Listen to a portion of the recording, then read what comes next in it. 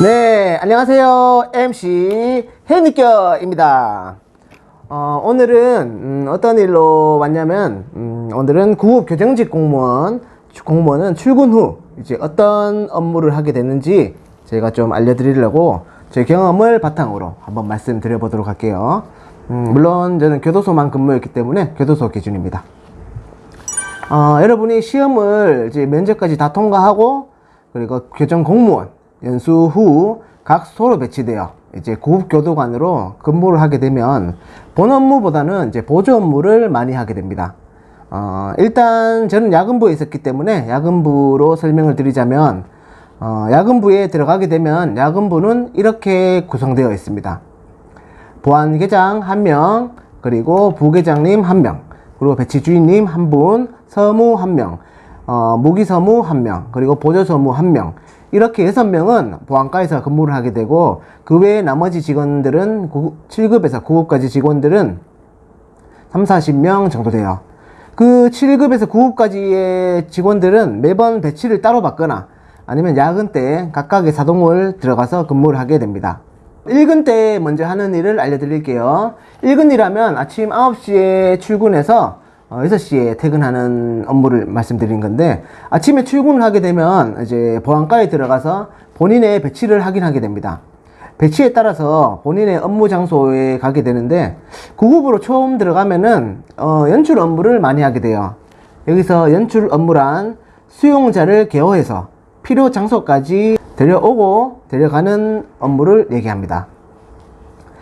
저는 보통 1근 때 처음 치사장에서 보조 근무를 하면서 수용자를 개호하였는데, 본 업무는 치사장의 본 업무는 보통 7급 주인님이 하고 9급 2명이 보조 업무를 하게 됩니다. 치사장에는 위험한 도구 같은 것이 많기 때문에 많아서 관리를 해야 되고, 그리고 식사 배식, 그리고 물 배식 등을 공정하게 하는지 등을 보게 되고, 그리고 수용자들끼리는 싸우지 않는지, 또한 가끔씩 치사장으로 들어오는 물건들을 검수하거나 수용자가 물건을 주고받는 일은 없는지 관리하곤 합니다. 수용자들은 교도소 안에서 절대로 혼자 돌아다니지 못하기 때문에 교도관이 무조건 데려다 주고 데리고 와야 됩니다. 그것을 저희가 연출이라 부르는데, 참 많은 종류의 연출이 있어요. 예를 들면 의무연출이라고 하여 매 요일마다 아프거나 몸에 이상이 있는 수용자들을 의무과에 데려다주는 일을 하게 되는데, 요일마다 사동, 공장 등을 나누어 수용자를 의무과로 데려다주고 다시 사동으로 데려다주는 일을 하게 됩니다. 또 운동연출이라 하여서 운동시간에 맞추어서 수용자들을 운동장으로 데려다주고, 그리고 운동이 끝나면 다시 사동이나 공장으로 데려다주는 업무도 9급으로 들어가면 하게 돼요.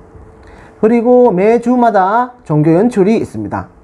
매주 교회, 불교, 천주교 등등 종교 행사에 이제 데려다주는 일을 하게 되죠. 그리고 접견 연출은 접견을 온 수용자들을 접견실까지 데려다주는 것이고, 변호사 접견은 변호사가 수용자를 접견하러 왔을 때 하는 연출입니다.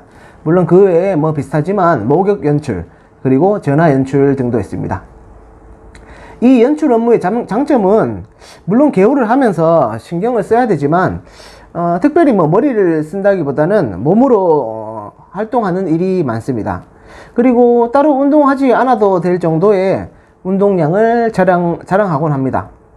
운동량은 이제 각 소마다 다른 것 같아요. 그런데 제가 처음 의무연출 할 때만 해도 엄청 많이 걸었었는데, 다른 교도소에 있는 제 동기에게 물어보니까 소가 작아서 그런지 그렇게 많이 걷지도 않고 힘도 그렇게 들지 않았다고 하더라고요. 그리고 이 업무는 운동화를 신으면 좋습니다. 구두를 신고 왔다 갔다 할 만큼 교도소가 작지 않기 때문이죠. 교도소가 생각보다 많이 큽니다. 보통 교도소라면. 가끔씩 많은 수용자들을 연출하다 보면 퇴근 때 엄청 피곤함을 느낄 수가 있습니다. 교도관들은 전반적으로 걸을 일이 많습니다. 연출을 많이 하기 때문이기도 하죠. 그리고 가끔씩 주기적으로 건방이란 게 있습니다. 건방은 사동을 정하여 교도관들이 수용자들을 불시적으로 검사하는 것이죠.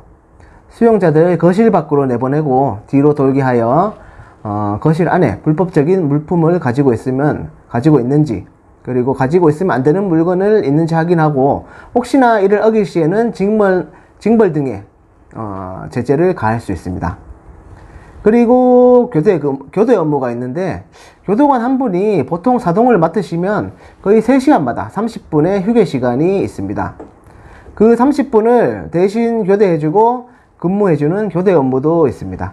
사동마다 돌아다니며 30분씩 이제 근무를 서는 교대 근무는 사실 부담도 조금 적고 할 만한 업무예요. 또한 큰 사동이나 큰 공장인 경우 7급이나 8급 선배들의 보조 업무를 하게 되어 이제 보조 업무를 하면서 또 사동이나 공장에서 근무하는 법을 조금씩 배우게 돼요. 그리고 오후 5시쯤 되면 공장에서 이제 사동으로 돌아오는 수용자들을 검신하게 됩니다. 검신이라고 하는 것은 수용자의 신체를 검사하는 일을 하는 일인데, 신체를 더듬어서 옷단이나 신발 속에 가지고 있으면 안 되는 물건들이 있는지 확인하고 가방도 다 검사하게 됩니다.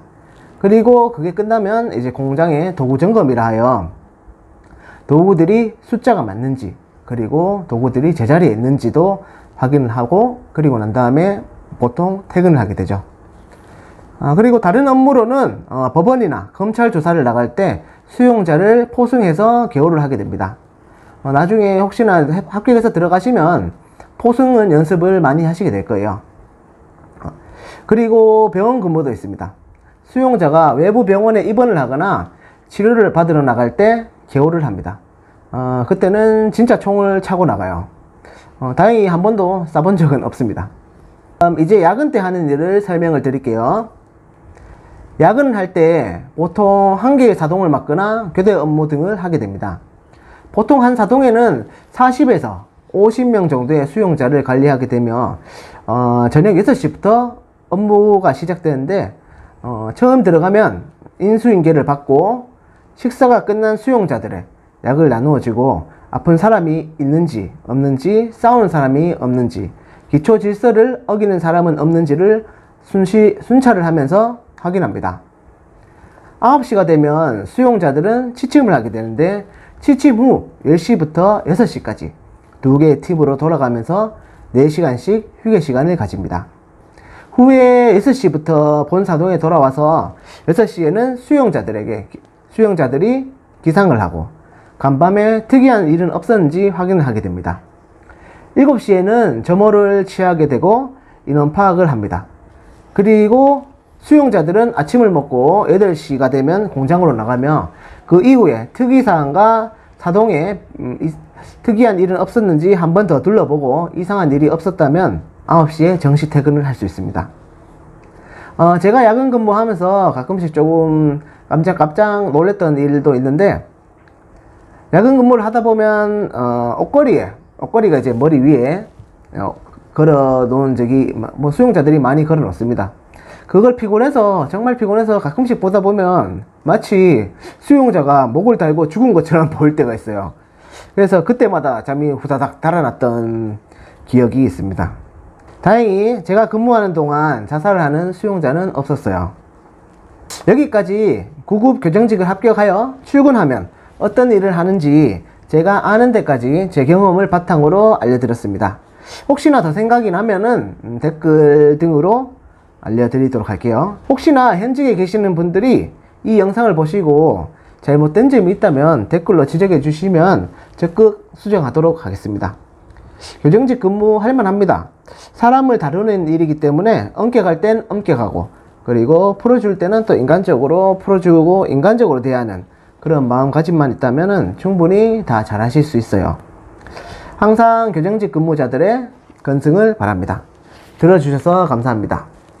그리고 구독, 좋아요 큰 힘이 됩니다. 안녕.